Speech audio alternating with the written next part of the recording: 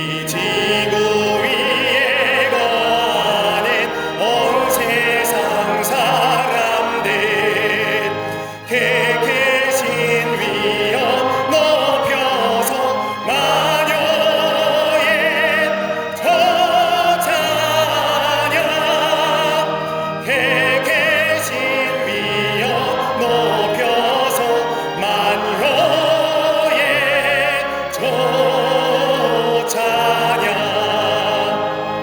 주 믿는 성도다 함께 주 앞에 엎드려 무궁한 노래 불러서 마녀의 저 찬양 무궁한 노래 불러서 마녀의 저 찬양 아멘.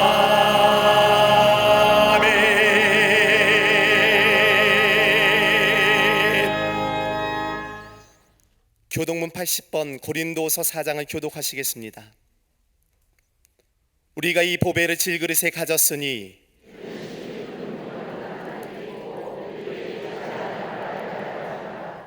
우리가 사방으로 오겨쌈을 당하여도 쌓이지 아니하며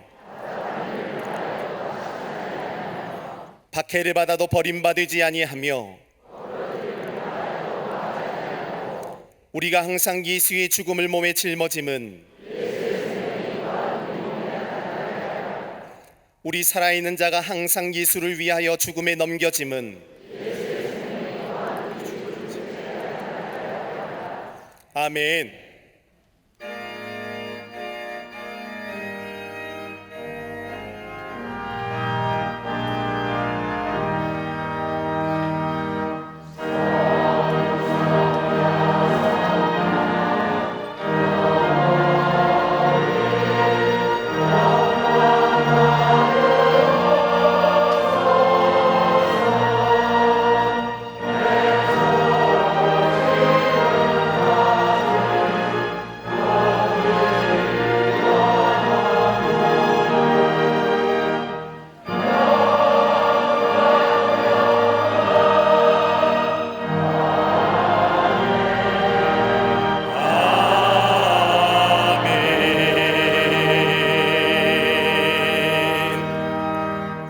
전능하사 천지를 만드신 하나님 아버지를 내가 믿사오며 그 외아들 우리 주 예수 그리스도를 믿사오니 이는 성령으로 잉태하사 동정녀 마리아에게 나시고 본디오 빌라도에게 고난을 받으사 십자가에 못 박혀 죽으시고 장사한 지 사흘 만에 죽은 자 가운데서 다시 살아나시며 하늘에 오르사 전능하신 하나님 우편에 앉아 계시다가 저리로서 산자와 죽은 자를 심판하러 오시리라.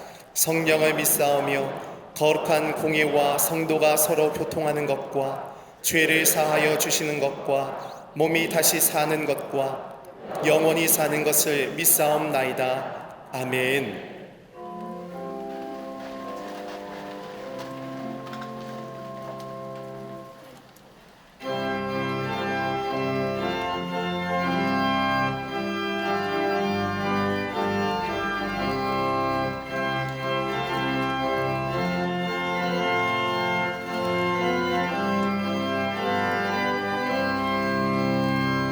주 십자가를 지심으로 죄인을 구속하셨으니 그 피를 보고 믿는 자는 주님의 진노 면하겠네.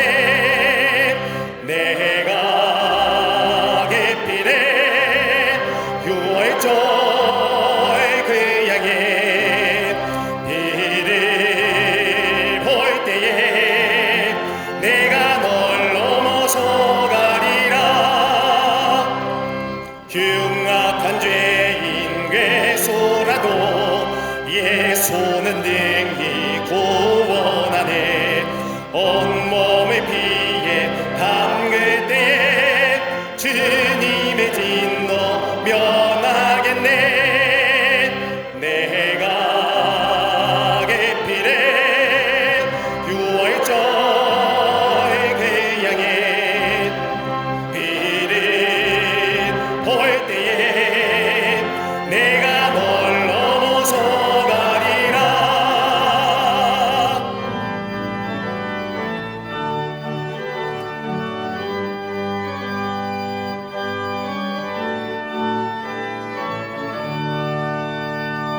심판할 때에 모든 백성 행한 이대로 행하네. 주님의 피로 죄 씻으면 주님의 진노 면하겠네.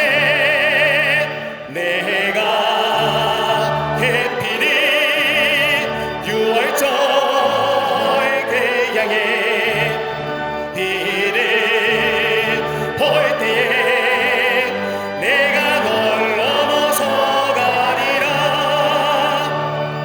구주의 사랑 계시는 애 보혈의 능력에 지하세. 심판의 불이 내릴 때에 주님의 진노 면하겠네.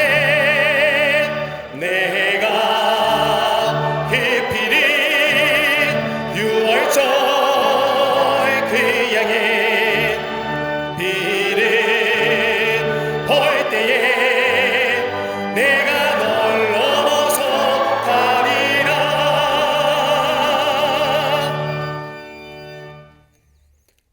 구원의 빛이 되시는 주님, 흔들리는 자에게 반석이시요 쫓기는 자에게 요새가 되시어 우리를 구원하시는 한없이 자비하시며 은혜로우신 사랑에 감사를 드립니다. 진리의 편에 서기보다는 순간적인 편안함과 만족을 위해 살았으며 거짓과 위선, 욕심과 편협한 시각으로 살아왔던 저희를 용서하여 주시옵소서. 질그릇처럼 연약한 우리를 새롭게 빚어주시고 강건하게 붙잡아 주실 줄로 믿습니다. 오늘 이 시간 성령께서 친히 임재하여 주시사 마음에 쓴 뿌리가 제거되는 은혜의 배가 되도록 인도하여 주시옵소서. 인애와 긍휼이 풍성하신 하나님, 하루하루 절망과 좌절의 땅으로 변하고 있는 우크라이나 백성들을 지켜주시고 속히 종전되어 전쟁의 아픔과 상처가 회복되게 하여 주시옵소서.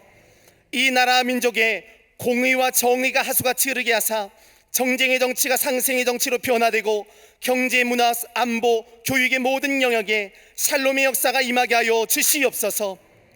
대통령과 위정자들을 붙드시어 이 땅을 누르고 있는 어둠과 혼란, 아픔은 물러가고 밝은 새날, 생명력 넘치는 이 나라가 되도록 인도하여 주시옵소서. 코로나의 재확산을 막아주시고 수고하고 애쓰는 의료진과 관계당국을 지켜주시며 온 국민들의 건강과 안전을 보호하여 주시옵소서. 또한 북한의 악한 정권은 공의로 다스려 주시고 핵과 미사일의 야욕을 버리게 하여 주시옵소서. 생명의 울부짖음과 지하교회 성도들의 눈물이 복음적 통일의 역사를 통해 아름다운 결실을 맺게 하실 줄로 믿습니다. 바른 가치관과 윤리관 역사관이 정립되어 동성애, 우상과 이단, 미신은 속히 무너지고 포괄적 차별 금지에 독소 조항들이 제거되게 하여 주시옵소서. 기독교적 가치를 지키기 위해 몸부림치는 사학들을 지키시고 말씀과 예배를 통해 다음 세대를 키워가도록 사학법이 재개정되게 하여 주시옵소서. 어려운 시대 속에서 복음과 사랑을 나누는 능력이 재단되게 하심에 감사합니다. 광림의 빛이 마중물되어 온전한 신앙과 믿음으로 세상을 화평케 하는 구원의 방주로 사용하여 주시옵소서. 동탄성전 참비한 미션센터 건축의 과정을 돌보시어 생명적 신앙으로 미래를 준비케 하여 주시옵소서. 영국을 변화시킨 존 웨슬리와 같이 한 책의 사람을 온전히 쓰신 감독님, 주께서 지키시고 인도하심에 감사합니다. 모세와 같은 강건함으로 함께하사 생명 다해 주께 충성하실 때 감당하고도 남음이 있는 성령의 능력을 허락하여 주시옵소서.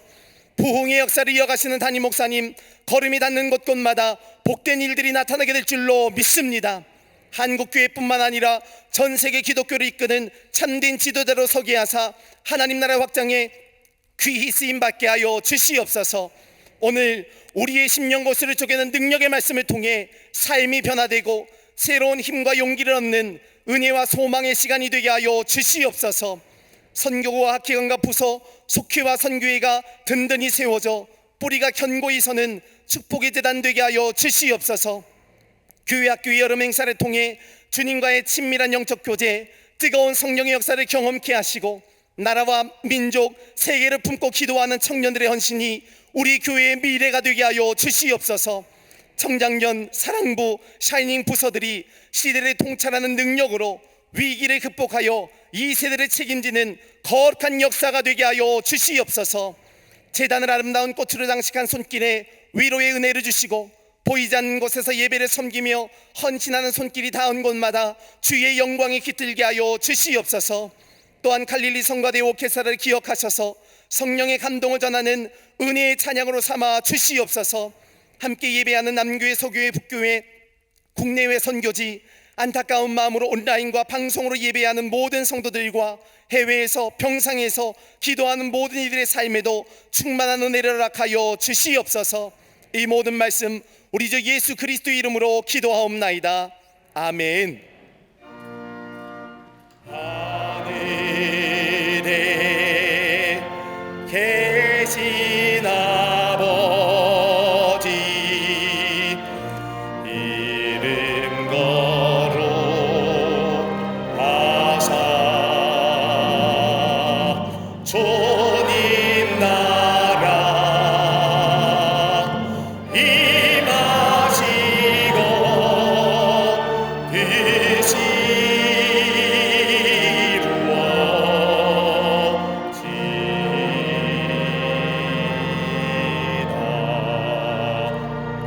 일용할 양식 주시고 우리들의 근대 다 용서하시고 또 시험에 들게 마시고 악에서 구원하소서.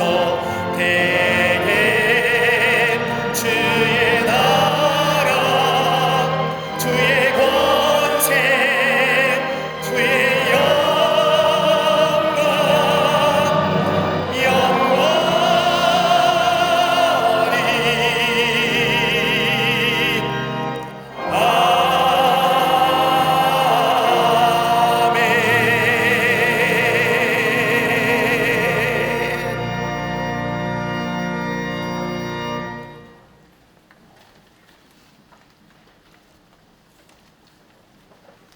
할렐루야. 거룩한 주의 날입니다. 주의 전에 나와 예배한 우리 모든 광림의 권속들과 영상을 통하여 예배에 참여한 모든 이들 위해 하나님의 놀라운 은혜와 하늘의 축복이 함께 하시기를 먼저 주의 이름으로 축원합니다. 앞뒤 전후 좌우 계신 분과 함께 이렇게 인사하시겠습니다. 저 우크라이나 땅이 하루속히 전쟁의 포성이 멈추고 평화의 땅이 되고 또 치유의 땅이 될 수 있도록 우리 기원하는 마음으로 옆 사람과 이렇게 인사하며 고백합니다. 하나님은 평화이십니다 라고 인사들 나누시기를 바랍니다.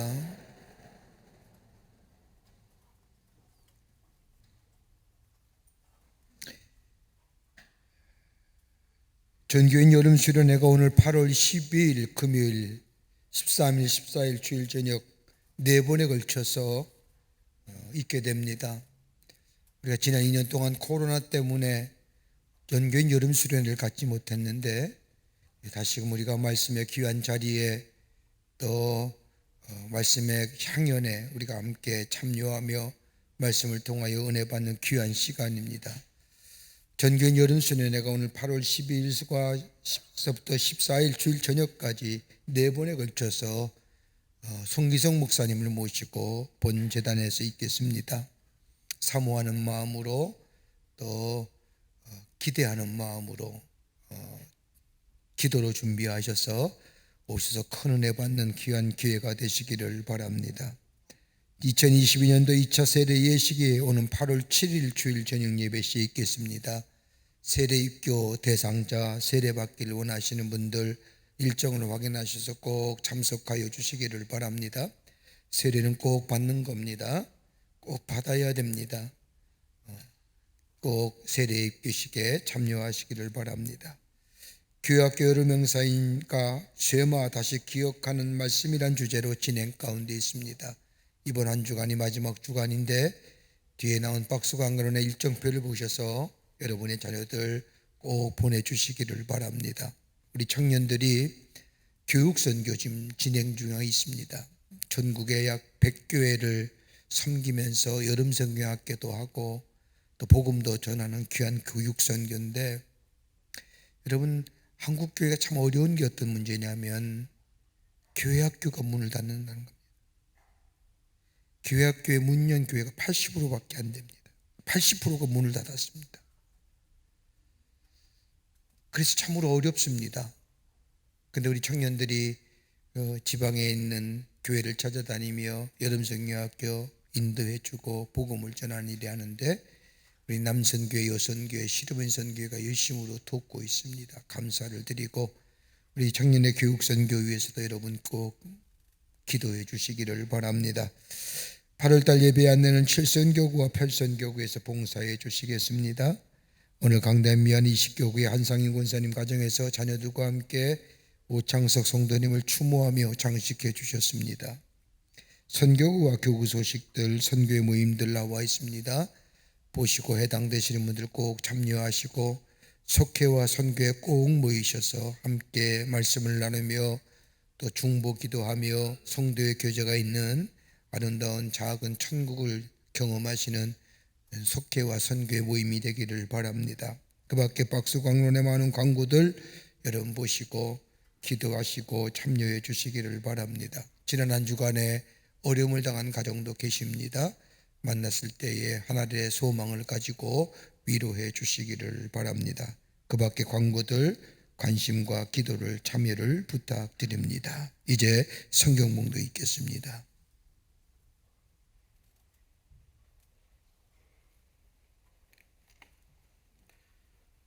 오늘 성경 말씀은 마태복음 10장 16절에서 20절까지입니다.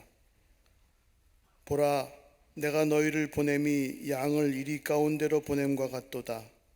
그러므로 너희는 뱀같이 지혜롭고 비둘기같이 순결하라. 사람들을 삼가라. 그들이 너희를 공회에 넘겨주겠고 그들의 회당에서 채찍질하리라.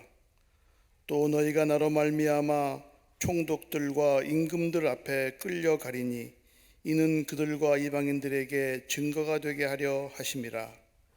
너희를 넘겨줄 때 어떻게 또는 무엇을 말할까 염려하지 말라. 그때 너희에게 할 말을 주시리니 말하는 이는 너희가 아니라 너희 속에서 말씀하시는 이 곧 너희 아버지의 성령이시니라. 아멘.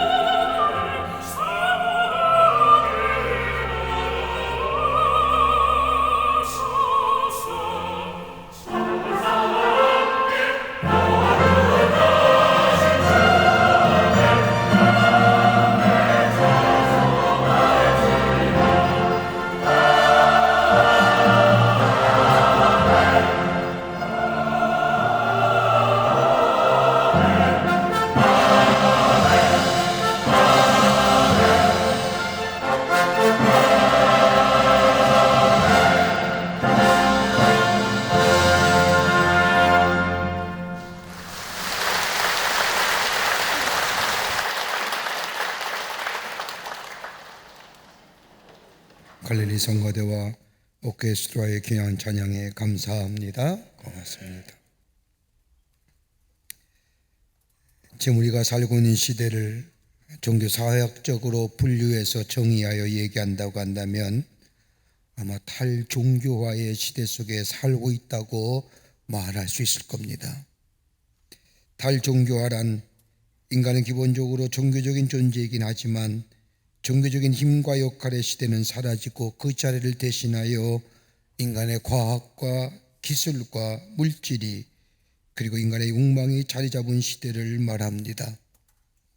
그러게 지금의 시대는 예수를 믿으라고 해도 믿지 않는 시대입니다. 예전만 해도 교회가 문 열면 교회에 많은 사람들이 모여서 하나님 앞에 예배드렸지만 지금의 시대는 오라 해도 오지 않는 시대가 지금의 시대입니다. 탈종교화 시대에 나타나는 여러 가지 특징 가운데 대표적인 특징이 서 가지가 있습니다. 그 하나가 뭐냐? 절대적인 진리를 부정합니다. 절대적인 것에 대한 부정의 시대입니다. 여러분, 왜 기독교가 도전받습니까? 하나님이 절대자 되시고 말씀이 절대적인 진리라는 것에 대해서 세상의 사람들이 받아들이지 않기 때문입니다. 예수만 구원의 주가 되신다, 이거 받아들이지 않습니다. 그러게 다른 종교도 구원이 있다고 얘기합니다. 그런데 우리 기독교는 아니라고 얘기하지 않습니까? 하나님이 절대적인 분이요, 말씀이 절대적인 진리요, 구원 오직 예수님만이 우리의 구원의 주가 되신다는 이 절대적인 진리, 양보할 수 없는 진리이기 때문에 기독교가 도전받는 겁니다. 또 하나 있다고 한다면 편리함입니다. 디지털 시대가 가져오는 삶의 안락함과 편리함.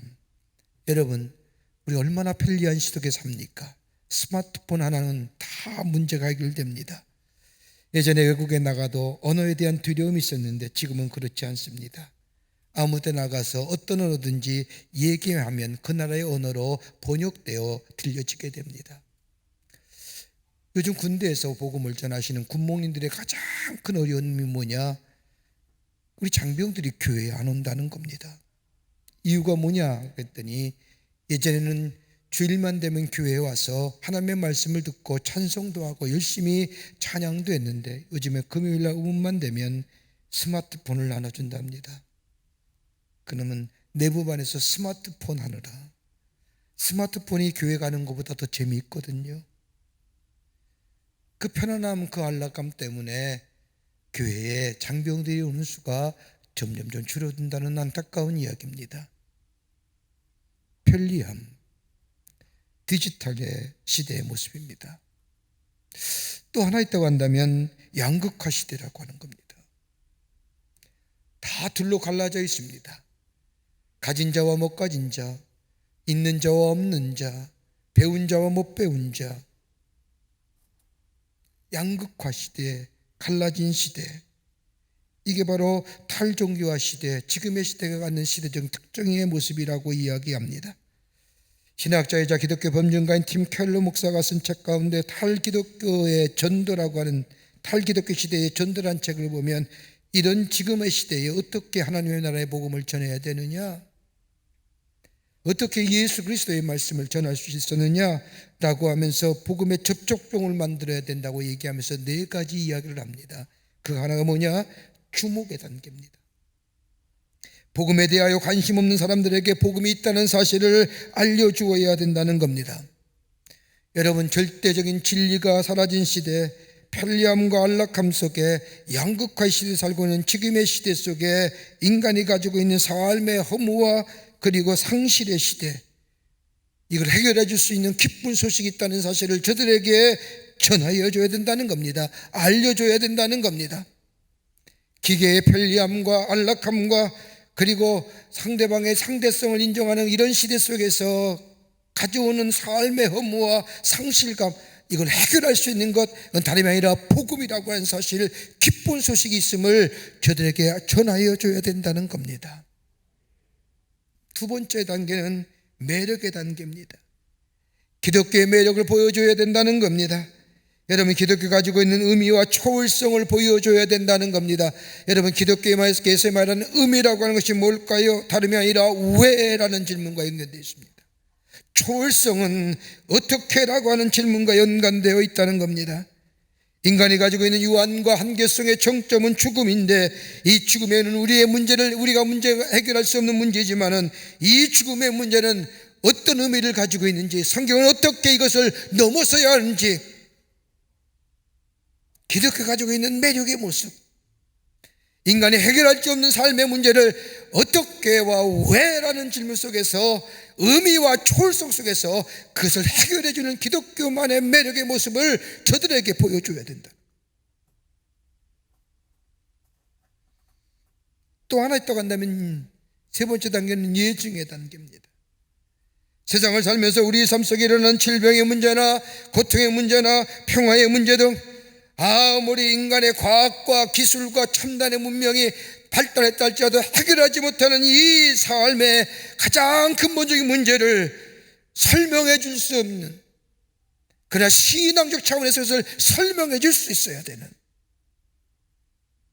왜 인간이 고통을 당하느냐, 왜 인간이 삶에 있어서 질병이 있느냐, 이 질병과 고통의 문제, 평화의 문제를 신앙적 차원에서 설명해 줄 수 있어야 된다는 겁니다. 네 번째 단계는 확신의 단계입니다.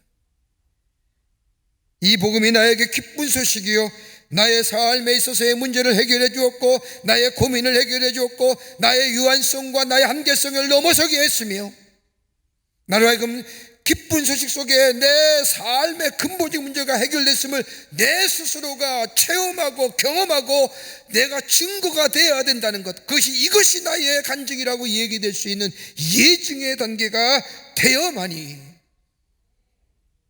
이 탈종교화 시대에 복음을 전할 수 있다.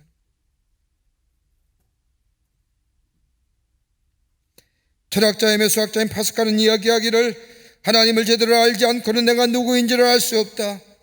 또 내가 누구인지를 알지 못하면 인간은 필연적으로 불안할 수밖에 없고 허무할 수밖에 없다고 말한 것처럼, 내가 누구인가를 바로 안다는 것, 자기 존재의 이유와 목적 그리고 존재의 최후에 대하여 알기 위해서는 다른 것이 아니라 하나님을 알아야 된다는 겁니다. 하나님을 알기 위해서는, 나를 알기 위해서는 하나님을 알아야 된다는 겁니다. 하나님과 깊은 영적인 교제, 만남과 인격과 인격의 관계성 속이야말로 나의 나 아담의 정체성을 알 수 있다는 길입니다. 오늘 우리가 함께 읽은 본문의 말씀은 예수님께서 제자들을 세상에 보내시면서 하신 말씀입니다. 그래서 마태복음 10장의 말씀을 가리켜서 파송장이라고 말합니다. 하나님의 백성의 정체성에 관한 말씀이기도 하지만, 예수님께서 당신의 제자들을 세상에 보내시는 파송의 말씀입니다. 근데 마태복음 10장 1절의 말씀을 읽다 보면 세 가지의 중요한 단어가 발견됩니다. 마태복음 10장 1절의 말씀을 보면 예수께서 그 12제자를 부르사 더러운 귀신을 쫓아내며 모든 병과 모든 악한 것을 고치는 권능을 주시느니라. 세 가지의 귀한 단어가 나옵니다. 하나는 부르시고, 하나는 주시고, 하나는 보내시고. 영어의 성경에 표현해 보면 calling 하셨고, giving 하셨고, sending 하셨다. 예수님께서는 12제자를 부르신 다음에 저들 속에 귀신을 쫓고 병을 고치는 능력을 주시고, 능력을 주실 뿐만 아니라 저 잃어버린 양들에게 가서 복음을 전하라고 보내셨다는 겁니다. 이렇게 본다면 제자들은 부르심을 받은 자요, 능력을 받은 자요, 그리고 보내심을 받은 자가 됩니다. 이것이 바로 예수님의 제자들의 정체성입니다. 제자들의 정체성일 뿐일 걸까요? 오늘 이 시대에 살고 그리스도인의 우리들의 정체성도 바로 여기에 있습니다. 하나님 우리를 불러주셨습니다. 내가 거기에 응답했습니다. 그리고 세상을 이길 능력을 우리에게 주셨습니다. 그리고 그 부르심과 하나님이신 능력을 가지고 주님이 원하신 곳에 우리를 보내시고 계시는 겁니다. 부르신 자가 있으면 부른 그 사람의 책임을 집니다. 보내신 자가 있다면 보낸 자가 보냄을 당한 자의 운명을 책임져 줍니다. 여러분 가만히 보십시오. 우리의 자녀들에게 이래라 저래라 하면 그것에 대한 책임은 자녀가 지는 것이 아니라 부모인 우리가 책임을 집니다. 오늘 주의 말씀 불러주시고 그리고 주시고 보내신 이 귀한 말씀에 순종하는 자, 이게 바로 그리스도인의 정체성이요 예수의 제자의 정체성입니다. 근데 오늘 본문의 말씀을 읽은 본문의 말씀을 종합해 보면 이렇게 부르시고 주시고 보내실 때에 그냥 주신 것이 아니라 오늘 여기 말씀을 보면 내가 너와 함께 아니라 내가 너를 보낸다고 하는 말씀은 내가 너와 함께 하겠다고 하는 말씀이요, 내가 너와 함께 할 뿐만 아니라 너희가 관원에 끌려갈 때에, 공회에 가서 매를 맞을 때에, 신문을 받을 때에 어느 극한 상황에서도 두려워하지 말라. 그리고 무슨 말할까 걱정하지 말라. 내 입에서 말이 나오리라. 그 말은 내가 하는 것이 아니라 내 속에서 내가 하느니라. 성령이 하는 일이라. 함께 하실 뿐만 아니라 성령으로 동행하셔서 함께 걸어가심으로 염려하지 말라고 말씀하실 뿐만 아니라 담대한 마음을 가지고 정면으로 저 세상을 향하여 나아가라고 얘기하고 계신 겁니다. 이게 오늘 본문 말씀의 주제입니다. 근데 그 다음에 하시는 말씀이 오늘 읽은 10장 16절서부터의 말씀입니다.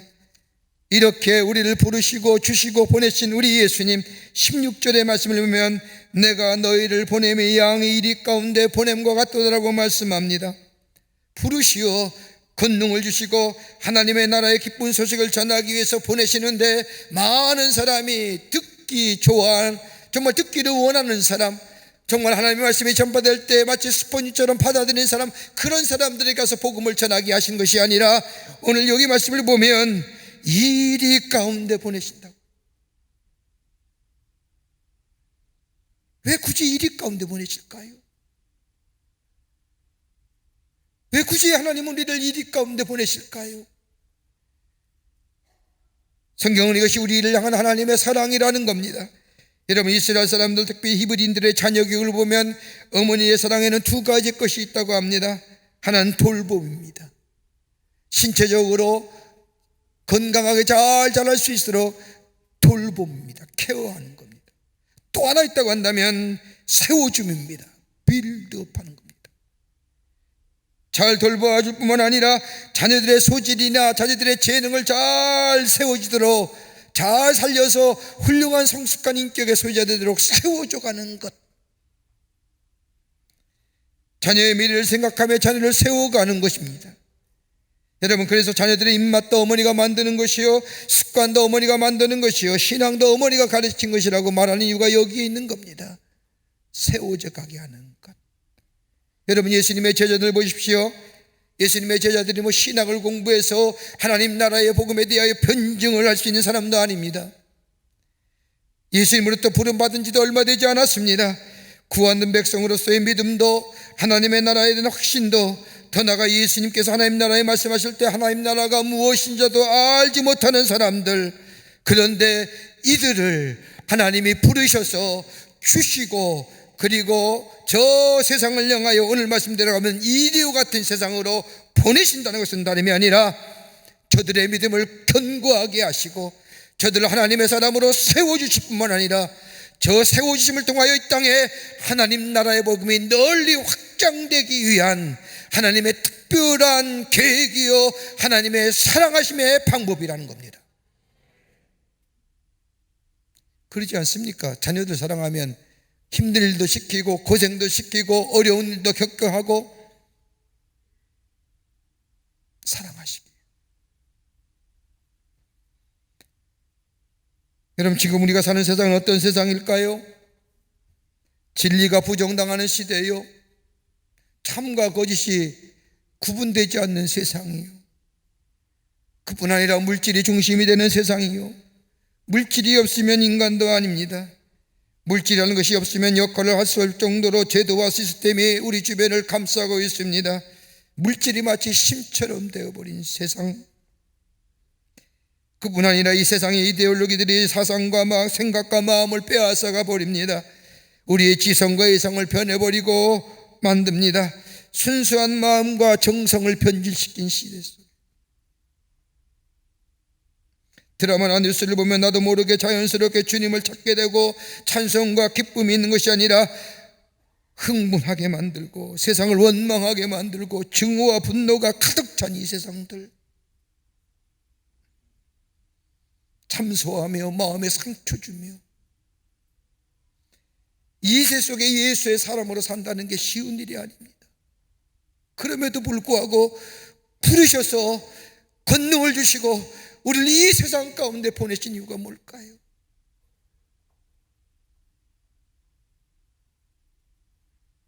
내가 예수를 믿는 사람으로 세상을 바꾸어야 하지, 아니 세상을 바꾸지 못한다 할지라도 나만이라도 예수 믿는 사람으로 예수님의 말씀대로 살아야 하지 않은 마음의 결심조차 흔들리는 이 이디와 같은 세상으로 보내심을 받은 우리들, 어떻게 어떤 삶의 자세 가지고 살아야만이 주님이 기뻐하시는 인생, 보내심을 받은 자의 삶의 모습으로 살아갈 수 있을까요? 오늘 함께 말씀을 나누며 함께 기도 제목을 삼고 다시 한번 결단하기를 간절히 소망합니다. 첫째는 뭐냐? 양 같은 존재로 보내심을 받은 자들이라는 겁니다. 우리 양 같은 존재입니다. 마태복음 10장 16절 말씀을 보면 보라 내가 너희를 보내며 양을 이리 가운데 보냄과 같도다. 성경에 나오는 동물 가운데 가장 대표적인 동물이라고 한다면 양일 겁니다. 제단의 제물로 드려지는 동물이요, 양은 목자 없이 살 수 없는 동물로 하나님과 우리의 관계를 얘기할 때에 양과 목자의 관계로 우리를 설명하는 그 양. 근데 성경에 나타난 양은 어떤 동물입니까? 몇 가지로 나눠보면 천성적으로 착한 동물입니다. 순진하고 약한 동물뿐만 아니라 단순하기까지 합니다. 그리고 무능합니다. 양은 뿔도 없습니다. 사나운 뿔도 가지지 않았습니다. 날개도 없을 뿐만 아니라 양에게는 다른 동물을 해칠 만한 독도 없습니다. 그저 순진하고 약하고 성정형입니다. 그래서 예수님께서 우리들 양으로 비유한 것은, 가장 중요한 것은 양에게 있어서는 반드시 목자가 필요하다는 겁니다. 목자가 없으면 길을 잃어버립니다. 방향이 상실되어 갑니다. 언제 어디에 위험에 도사려 위험에 빠질지 모릅니다. 그러게 양은 늘 목자의 뒤를 따라갑니다. 목자를 신뢰합니다. 요한복음 10장 3절의 말씀처럼 양은 그의 음성을 듣나니 그가 가기 양의 이름을 각각 불러 인도하여 내리라는 말씀처럼 이 양은 목자의 음성을 압니다. 그리고 목자의 음성을 듣고 따라갑니다. 이것이 양의 특성입니다. 예수님이 여기 양 같은 존재라고 얘기하는 것은 다름이 아니라 바로 우리의 존재의 문제를 얘기하는 겁니다. 양 같아야 된다는 겁니다. 이 존재가 절대로 변하거나 바뀌어서는 아니 된다는 겁니다. 끝까지 양된 존재를 지켜가야 된다는 겁니다. 세상이 곤두박질하고 썩어져 빠져드는 간에 양이 되어야 한다는 겁니다. 이 신분의 변화가 없어야 한다는 겁니다. 여러분, 우리가 예수를 믿어 구원받았습니다. 하나님의 은혜입니다. 우리의 신분이 달라졌습니다.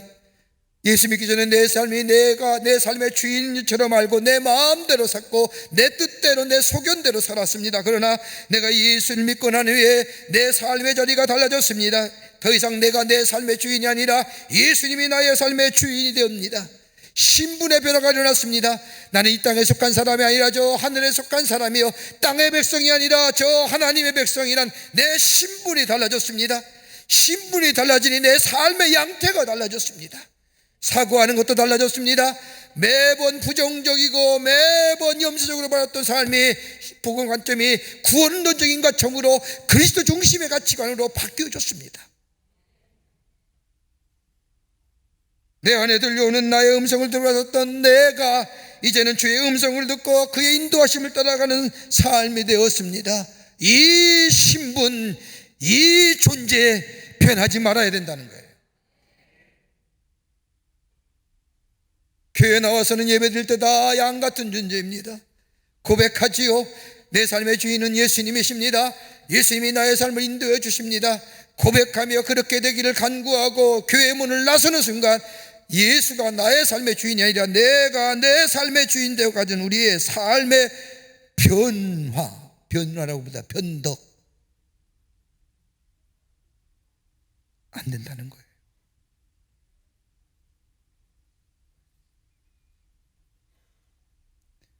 주의 음성을 듣고 살아야 됩니다. 주의 음성 따라 살아야 됩니다. 우리가 잘 알고 있는 시편 23편의 말씀을 보면 내가 비록 사망의 음침한 골짜기를 다닐지라도 라고 하는 말씀이 있습니다. 비록 지금의 사망의 음침한 골짜기를 다닐지라도, 여러분, 그 다음이 와야 이 문장 하나가 완성되는 겁니다. 목자의 음성을 따라 비록 내가 사망의 음침한 골짜기를 다닐지라도 해받음을 두려워하지 않을 것은 주께서 나를 인도하시는데 푸른 초장과 쉴만한 물가로 인도해 주시는다. 주의 음성을 듣고 따라가는 자, 양의 신분에 이탈되지 않을 때에 사망의 음침한 골짜기를 넘어서서 푸른 초장과 쉴만한 물가로 인도함 받게 된다는 겁니다. 양의 신분을 떠나게 되면 푸른 초장과 쉴만한 물가는 우리에게 있어지지 않습니다.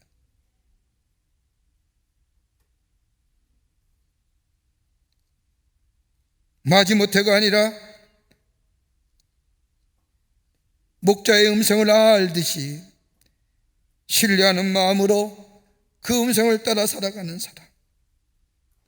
여러분, 하나님의 사람은 하나님의 말씀으로 사는 겁니다. 하나님의 말씀이 들려져야 거기에 구원이 일어나게 되는 겁니다. 믿음은 들음에서 나며 들음은 그리스도의 말씀이라고 하는 말씀처럼 하나님의 말씀을 듣게 될 때에 거기에 삶의 윤택함이 있고 깨끗함이 있고 저 세상을 이기는 능력의 역사가 거기서 일어나는 겁니다. 그러기에 주님이 우리를 저 이리 같은 세상에 보내신 것이라고 하는 것이 아니라 내가 양의 신분으로 목자 되신 주의 음성에, 주의 말씀에 귀 기울이며 그의 말씀 따라 사는 삶이 될 때에 비로소 그의 삶 속에 하나님이신 놀라운 은혜가 임하며 세상을 이기게 하시며 나를 통하여 역사하시는 놀라운 일들을 통하여 예수가 구원의 짐을 이 세상 가운데 증거하는 하나님의 백성의 삶으로 살아가게 된다는 겁니다. 이 고백을.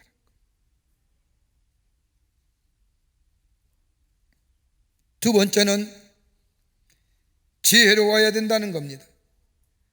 오늘 본문의 말씀을 보면 예수님께서는 또 하나의 동물을 예를 들어가며 우리에게 말씀하시는데, 마태복음 10장 16절 후반부의 말씀을 보면 너희는 뱀같이 지혜롭고라고 말씀하십니다. 왜 예수님은 많은 짐승들 가운데 뱀을 예를 들려 뱀처럼 지혜로우라고 말씀하셨을까요? 여러분, 뱀이 지혜로운 동물일까요?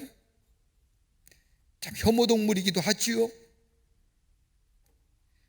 근데 성경의 말씀을 보면 뱀이란 동물은 사탄과 마귀의 대표적인 동물로 쓰여지고 있지만 히브리인의 사고에 의하면 뱀은 혀가 두 개로 갈라져서 말을 잘한다고 생각했답니다.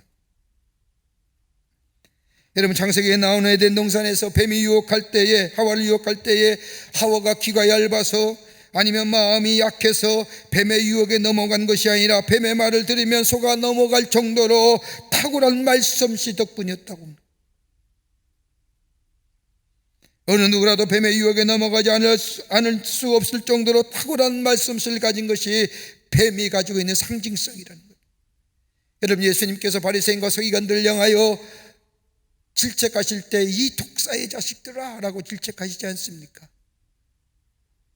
여러분, 뱀처럼이라고 하는 이야기는 말씀을 연구하는 사람이요, 배우는 사람이요, 지혜로운 사람이요, 탁월한 사람이요, 말과 생각과 행동의 모든 면에서 뛰어난 사람을 가리킬 때에 뱀처럼이라고 얘기하는데, 저 서기관과 바리새인들 뱀인데 악한 독을 가진 뱀, 사람을 넘어뜨리게 하며 시험 들게 하며 쓰러뜨리게 하며, 그러기에 저 서기관과 바리새인들 향하여 독사의 자식이라고 했죠.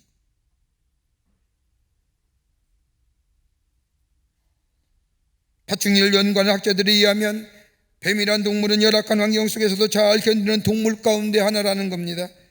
그 몸 가지고 못 가는 데가 없습니다. 헤엄도 잘 치고 나무도 잘 탑니다. 숲을 다닐 때 보면 얼마나 빠른지 모릅니다. 어떤 어려운 여건 속에서도 잘 견디어내는 동물 가운데 하나입니다. 그러게 예수님은 저 히브리인들이 내려왔던 전통적인 이야기, 생각, 사고들을 인용하셔서 뱀처럼 지혜로워야 된다. 여러분, 지혜는 어디서부터 옵니까? 우리가 배우고 경험되는 것이 지식이라고 한다면 지혜는 위로부터 즉 하나님과의 관계성에서 얻어지는 것이 지혜입니다. 여러분, 지식이 많다고 해서 지혜가 많은 것 결코 아닙니다. 그리고 배운 지식이 부족하다고 해서 지혜가 없는 것이 아닙니다. 하나님과의 깊은 영적인 교제와 인격적인 관계가 있어지게 될 때에 위로부터 내리는 지혜가 있어지게 되고 거기에 바른 판단력과 분별력과 더불어 그의 인생이 균형 잡힌 인생으로 살아가게 됩니다. 쏠리는 인생이 아니라 치우치는 인생이 아니라 균형 잡힌 인생으로요. 바른 선택과 바른 분별력을 가지고 바른 결단하며 살아요. 굴곡진 지식이 아니라 왜곡된 지식이 아니라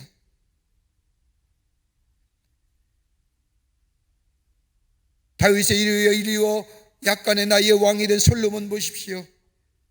약간의 나이에 다윗의 뒤를 왕이 된 솔로몬, 여러분 열왕기의 이스라엘 역사 가운데 가장 왕의 표준점이 누구냐? 다윗입니다. 그가 다윗처럼 행하였다라고 하면 잘한 왕, 훌륭한 왕입니다. 그런 아버지의 뒤를 이어 이스라엘의 왕이 된 솔로몬, 약간한 나이에 이스라엘 백성을 다스리기가 쉽지 않았습니다. 그는 처음 하나님 앞에 왕이 된 후에 처음으로 드린 예배 기도에 제단을 쌓고 하나님 내게 지혜 주십시오. 하나님과 예배 드렸다는 것은 하나님과 인격적인 관계를 맺었다는 겁니다. 그리고 그 속에 하나님, 내가 이 백성, 하나님의 거룩한 백성을 다스릴 수 있는 지혜를 허락해 주려고 기도했을 때에 하나님은 기쁘게 여기며 그에게 지혜 주시게 될 때에 그는 지혜의 왕으로 이스라엘을 잘 다스렸던 것을 보게 됩니다. 하나님과의 어떤 관계를 가지고 사느냐? 하나님과의 바른 인격적인 관계, 하나님이 나의 하나님 되시고 오늘도 나와 함께 동행하시는 하나님, 저 요셉이 하나님 앞에서 언제나 나와 함께 하시는 하나님을 인식하며 잊지 않는 삶이 될 때에 그의 삶을 통하여 지혜로서 그를 존귀한 자로, 세상을 이기는 자로 세웠던 것처럼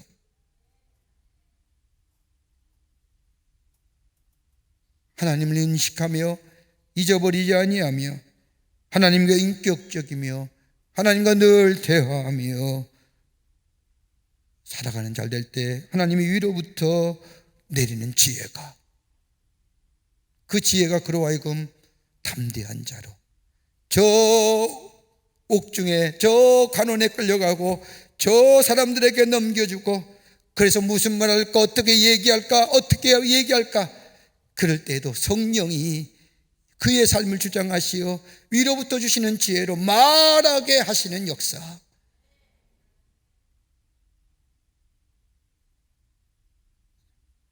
이럴 때 세상을 이기고 우리의 삶을 통하여 하나님이 어떤 분이신가, 예수가 어떤 분이신가를 증거하는 하나님의 백성의 삶으로 살아가게 되는 줄 믿습니다.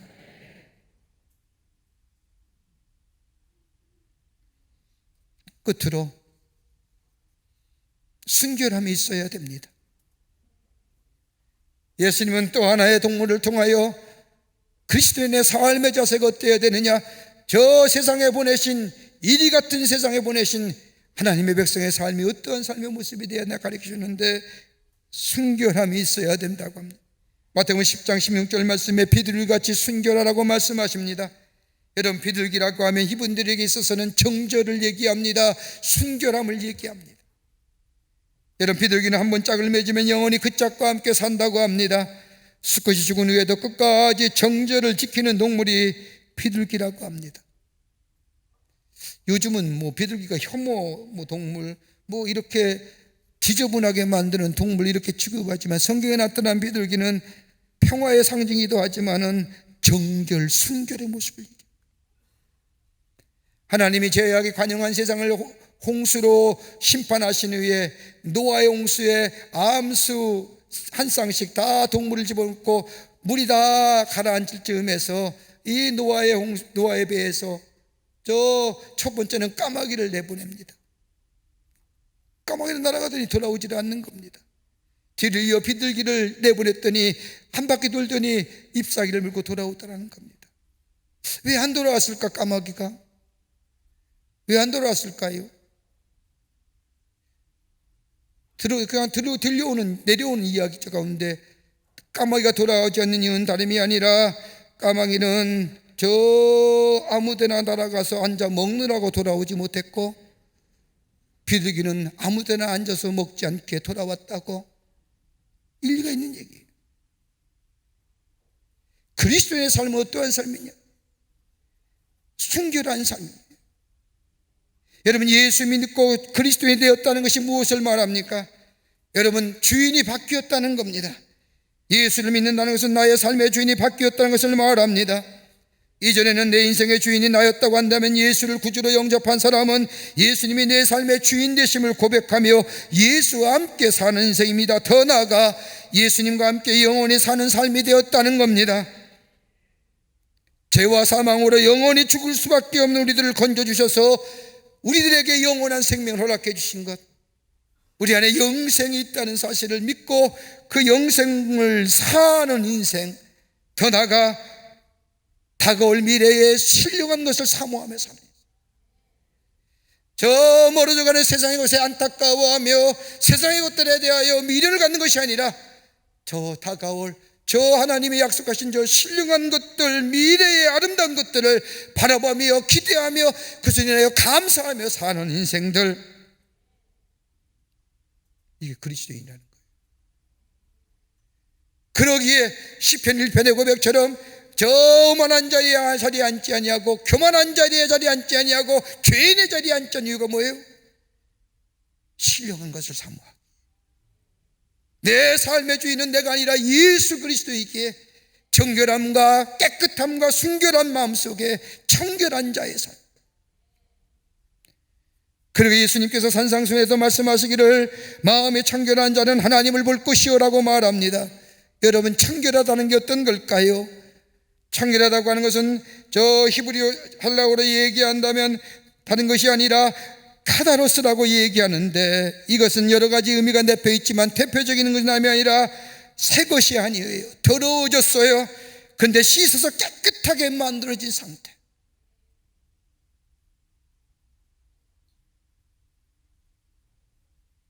신령한 것, 정결한 것, 그리고 깨끗한 것. 그 안에 성령이 거하시며 성령이 갈 뿐만 아니라 성령의 열매를 맺게 하시며 저 육체의 소욕을 따라 썩어져가는 존재가 아니라 내 안에 하나님의 영에 의하여 성령의 열매가 맺어지며 그로 인하여 내 삶 속에 신령한 것으로 풍성한 것으로 풍요로운 인생으로 살아가 저 세상의 사람들에게 내가 예수 믿으니 이렇다고 증거할 수 있는 인생, 우리 보내신 거예요.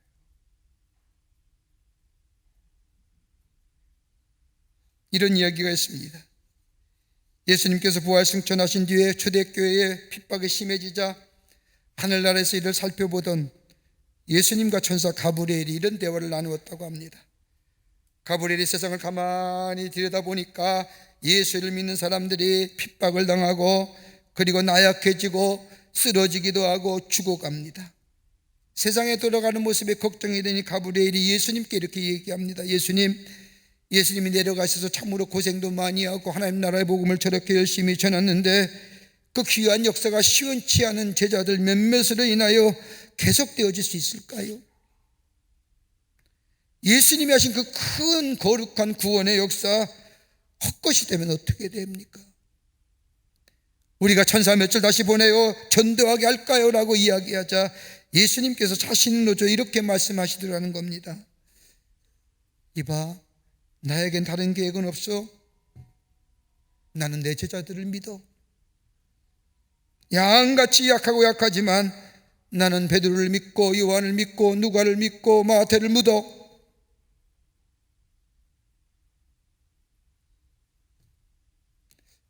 오늘 우리 주님이 우리한테 하시는 말씀은 아닐까요? 우리의 존재가 달라졌습니다. 우리의 신분이 달라졌습니다. 양의 신분, 이거 잊어버리지 말아야 됩니다. 들려오는 주의 말씀을 따라 살아야 됩니다. 음성 따라 살아야 합니다. 그리고 하나님과의 나의 깊은 인격적 교제 속에서 위로내는 지혜가 내 속에 있어야 됩니다. 거기에 삶의 균형과 삶의 바른 분별력과 판단력 속에 지혜 있는 자의 삶으로 하나님이 나와 함께 하심을 증거하는 인생이 됩니다.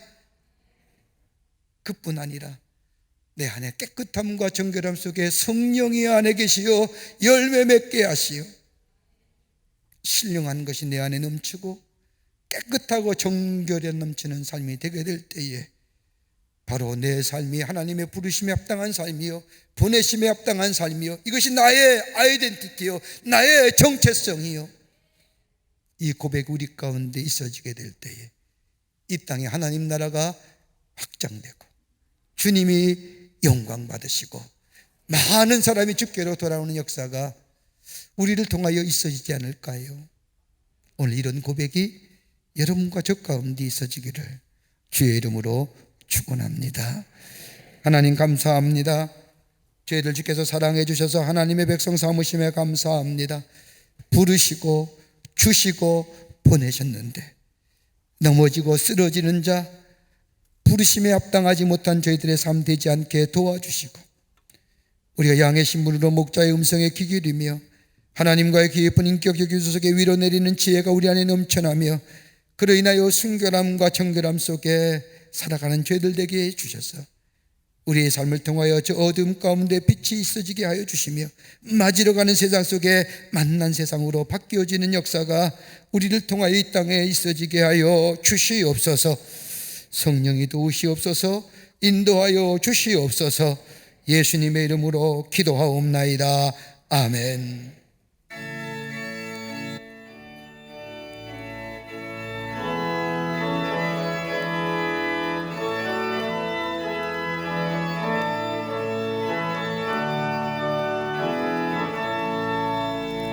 나의 죄를 정케 하사 주의 일꾼 삼으신 구세주의 넓은 사랑 항상 찬송합니다. 나를 일꾼 삼으신 주 계신 능력 주시고 언제든지 주 뜻대로 사용하여 주소서. 내게 보여주시려고 은혜에 비하신 조 주의 은혜 채워주사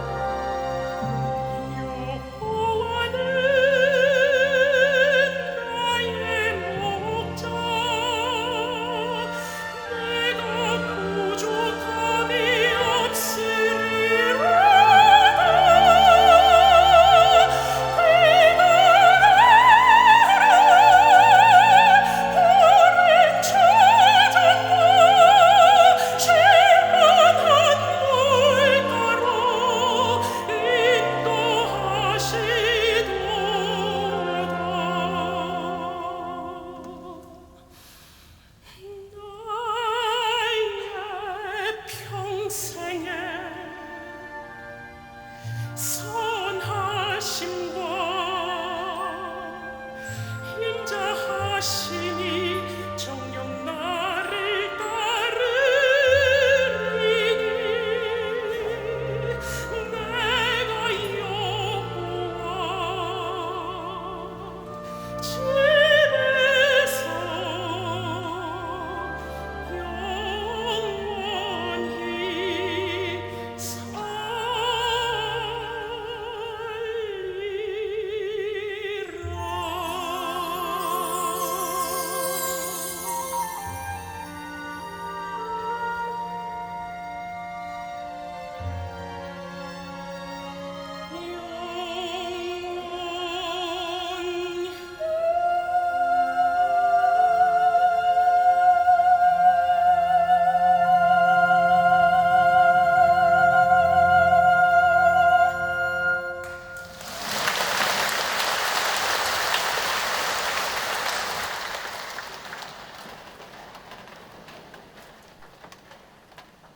거룩한 주의 날, 저희들의 걸음을 하나님의 귀한 전에 오게 하여 주시고 우리의 마음과 정성을 모아 하나님 앞에 예배하게 하심에 감사를 드립니다.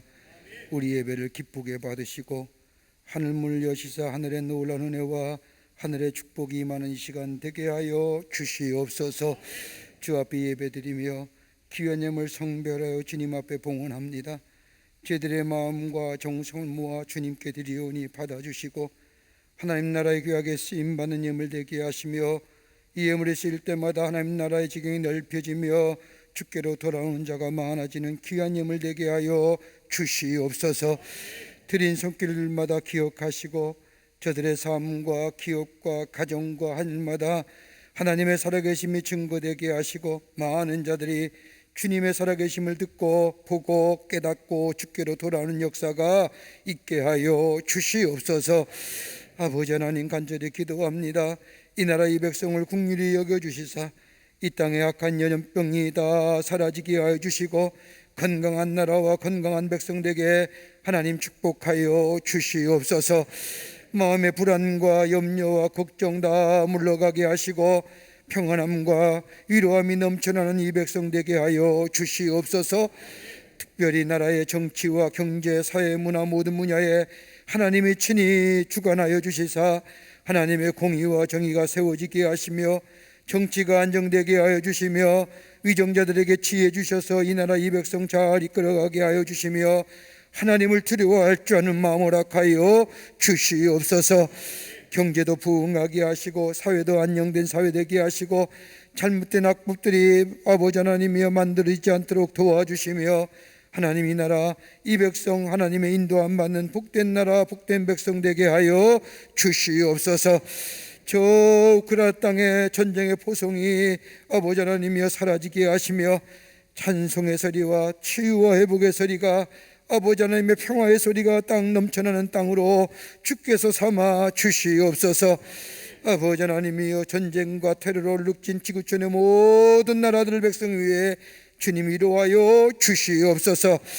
주님의 말씀에 순종하며 주의 말씀 따라 승리하며 하나님의 살아계심을 증거하는 저희들의 삶으로 삼아 주시옵기를 원하오면서 예수님의 이름으로 기도하옵나이다. 아멘.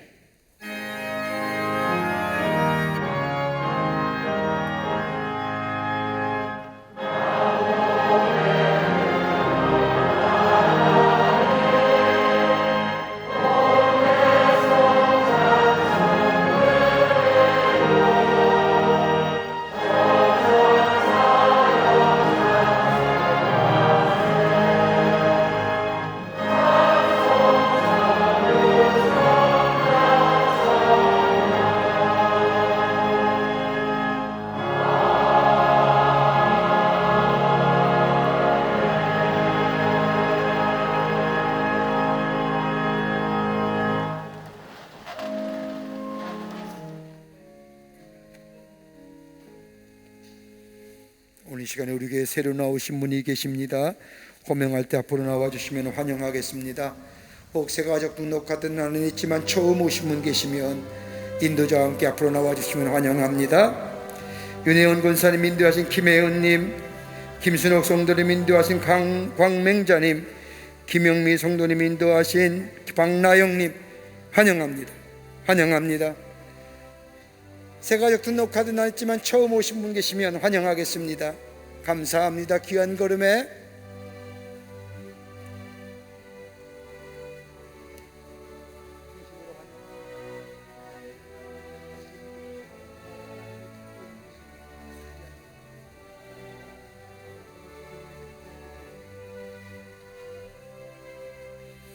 하나님, 귀한 거룩한 날 당신의 귀한 백성 주의 전에 오게 하여 주심에 감사합니다. 저들을 하늘나라의 생명책에 이롭게 해주시고 주님이 늘 도우시고 인도하시는 가운데 이 땅에서 승리하며 주의 주신 축복을 누리며 늘 마음속에 평안함과 감사가 넘쳐나는 하나님 나라의 백성의 삶 살아갈 수 있도록 주께서 역사하여 주시옵소서. 주님의 영원토록 동행해 주시고 인도해 주실 줄 믿으며 예수님의 이름으로 기도하옵나이다. 아멘. 기도를 하실까요? 교우들 향해서 하실까요? 여러분께 박수로 환영하시죠. 예, 우리 장로님 따라가 주시면 교회 소개하고 안내하겠습니다. 네, 감사합니다. 귀한 걸음 해주고 고맙습니다. 뉴스레터 나왔습니다. 나가실 때 가져가셔서 보시고 지난 2주간 우리 교회에 어떤 일이 있었는가 같이 함께 나누고 또 전하시는 그런 귀한 뉴스레터가 되기를 바랍니다. 건강에 유의하시고요. 굉장히 덥지요. 건강에 유의하시고 더운데 또 코로나가 재유행된다고 짜증나게 하지요. 짜증내지 마시고 기도하시면서 하나님의 말씀의 은혜에 가까이 가고 또 말씀과 찬송을 가까이 할 때 우리 안에 그 평화가 또 기쁨이 넘쳐나는 삶이 될 줄 믿습니다. 늘 주 안에서 강건하고 승리하시는 우리 모든 교우들이 되시기를 바랍니다. 다 일어나실까요? 마지막 찬송하시겠습니다.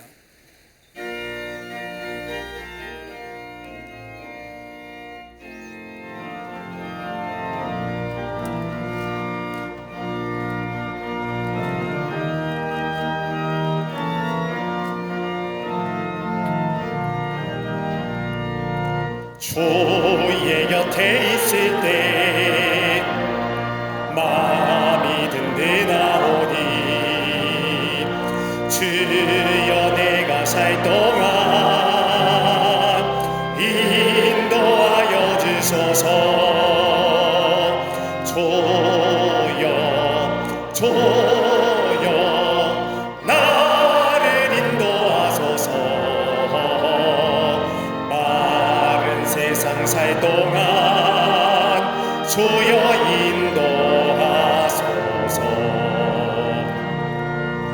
피난처인 예수여 세상 물결어갈 때 비지는 은혜 부사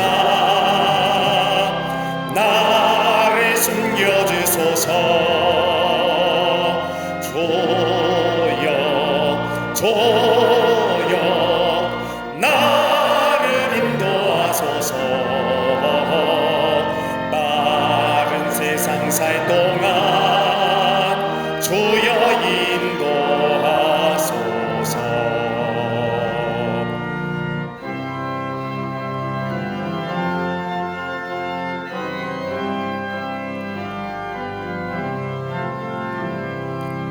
세상 통파지나고 이 영화로운 나라와 눈물 없는 곳으로 들어가게 하소서.